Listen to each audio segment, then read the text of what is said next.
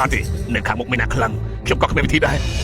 អាយសំបីតាកូនក្បត់សម័យម្នាក់ក៏ប្រកួតមិនឈ្នះអាយនៅហ៊ានហៅថាស្ដេចចង់ភើទៀតអីអាចចង្រៃអាយនេះសតតែស្លាប់ទេតើកើជាលោកកុំទិះអសអីពួកយើងឈ្នះហើយការពិតគឺបែបនឹងសោះទុកថាឈ្នះមកដៃហើយ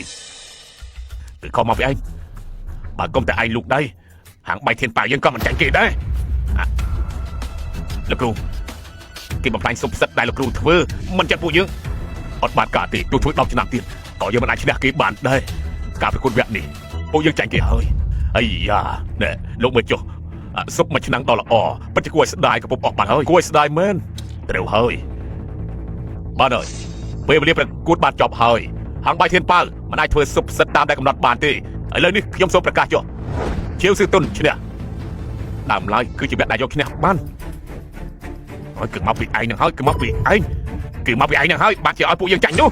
ចាយ៉ាងសាងបានហើយមិនតែចិត្តតែបន្ទោសលោកបងលីងទៅបើកុំតែគេអាអំបាញ់មិញលោកគ្រូដែលចុងក្រោយទុកឲ្យខ្ញុំប្រកាសជាអាចយកឈ្នះបានពួកឯងជប់យកសពកណ្ដាលថ្ងៃទៀតទៅស្ដេចមាររបស់យើងនៅមិនទាន់ចេញមុខទេពួកឯងចាញ់មិនខាន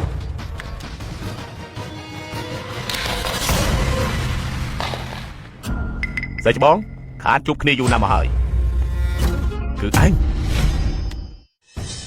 ខានជួបគ្នាច្រើនឆ្នាំស្ដេចបងនៅតែដដែលណ៎ឯងកុំហៅយើងថាស្ដេចបងយើងគ្មានសិស្សប្អូនដូចឯងទេលោកបងលីងហាត់អីក៏លោកបងហៅគេថាស្ដេចបងតើពួកបងមានតំណែងអីគេនឹងខ្ញុំពីមុនសុទ្ធតែធ្លាប់នៅផ្ទះបាយសៅលីងក្រោយមកគេដើម្បីប្រយោជន៍តខ្លួនសម្រាប់ចៅអធិការបាត់លោកគ្រូ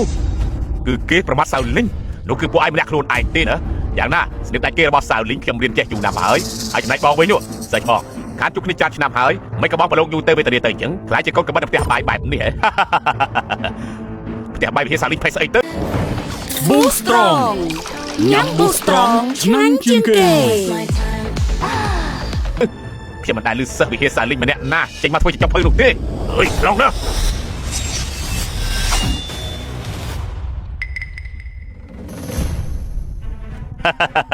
ម្នាក់នេះជាអ្នកខ្លាំងដាច់គេដែលខ្ញុំចំណាយលុយច្រើនណាស់អញ្ជើញគេមកណាជើងអាចប្រកួតចុងភៅទេវតាឈ្នះវគ្គមុនមហាសនាមសិស្សច្បងចុងភៅទេវតាវាំងជីងប្រកួត100ដងចាញ់តែមនុស្សម្នាក់ទេម្នាក់នោះគឺជាគេលោកវ៉ាន់លីឆឹងវាំងជីងដើម្បីការពារឈ្មោះចុងភៅទេវតារាល់ឆ្នាំតែទៅចូលរួមប្រកួតចុងភៅទេវតាឆ្នាំទៅចាញ់មនុស្សអាកំបាំងម្នាក់ត្រង់ស្នៀតកំបិតគ្រាន់តែភាគីម្ខាងទៀតពេលឈ្នះវាំងជីងស្ម័គ្រចិត្តដកខ្លួនចេញពីការប្រកួតទើបវាំងជីងមានឱកាសយកជើងឯកបានទៅឥឡូវនេះនៅតែដដែលគ្រាន់តែជាឈ្មោះស្មៃមួយប៉ុណ្ណោះមានន័យត្រូវការពារទៅតាំងពីចុងភៅទេវតាបាត់ខ្លួនវាំងជីងនៅតាសៀកជាអ្នកទី1ក្នុងពិភពចុងភៅវាំងជីងមិនមែនជាដៃគូគេទេចិត្តកម្លាំងរបស់គេមិនស្មើនឹងចុងភៅទេវតាទៅហើយទេមិនកោទេមួចូលរួមការប្រកួតចុងភៅទេវតាអន្តរជាតិខ្ញុំត្រូវតែយកសរសៃដៃរបស់លោកក៏ខ្ញុំត្រូវតែយកដែរលោកចាំមើលទៅចប់ហើយហាងបៃធានប៉ៅលើកនេះច្បាស់ជាចប់មិនខានទេបើចុះក្រោយមិនកំណត់ច្បាប់ក្រុមទាំងពីររើសយកមនុស្ស2នាក់ចូលរួមប្រកួតឲ្យតែខាងណាធ្វើម្ហូបឆ្ងាញ់ម្នាក់នោះគឺជាអ្នកឈ្នះលោកវ៉ាន់ដល់ពេលដែលលោកចេញមុខហើយណាឲ្យពួកគេបានដឹងអ្វីទៅហៅថាវាជាចុងភៅពិតប្រាកដនោះសំបីសាចុងភៅទេវតាវាំងជីងក៏មិនចេះដៃគូគេដែរយើងមិននឹងអាចយើងដាក់ទឿនពួកឯងឲ្យឆាប់ទទួលស្គាល់ចាញ់ទៅកុំឲ្យបន្តិចទៀតគេសើចមកឲ្យសោះណាអញ្ចឹងតែយ៉ាងម៉េចទៅខ្ញុំរៀនវិជ្ជាធ្វើម្ហូបមកជាង10ឆ្នាំមកហើយទោះចុងភៅទេវតាមកក៏ខ្ញុំខ្លាចដែរបានហើយដៃរបស់ឯងនឹងមិនទាន់ជាទេមិនអាចឈ្នះគេឡើយលោកគ្រូឬមួយពួកយើងពិតជាត្រូវទទួលស្គាល់ចាញ់បែបហ្នឹងពិតមែនបែ